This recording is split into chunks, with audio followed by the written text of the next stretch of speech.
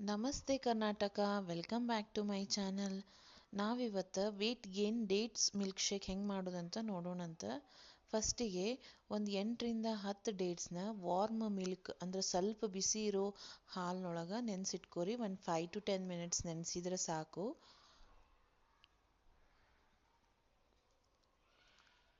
So ನೀವು ಇದ್ರ ಜೊತೆಗೆ ನೆನೆಸಿಡುವಾಗನ ಗೋಡಂಬಿ, ದ್ರಾಕ್ಷಿ, ಆಮೇಲೆ ಬಾದಾಮನ್ನು ಹಾಕೋಬೋದು.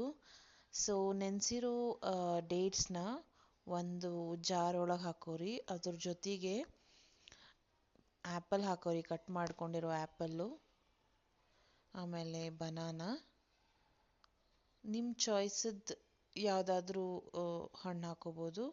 ಆಮೇಲೆ ಸ್ವಲ್ಪ ಹಾಲು,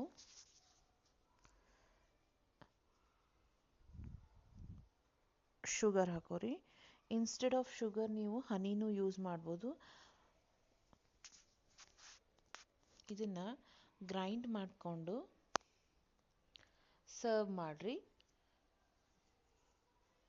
so weight gain dates milkshake ready ಆಗಿದೆ. ಇದನ್ನು ಡೈಲಿ ಒಂದು ಗ್ಲಾಸ್ ಕನ್ಸ್ಯೂಮ್ ಮಾಡೋದ್ರಿಂದ ವೇಟ್ ಗೇನ್ ಆಗ್ತದೆ.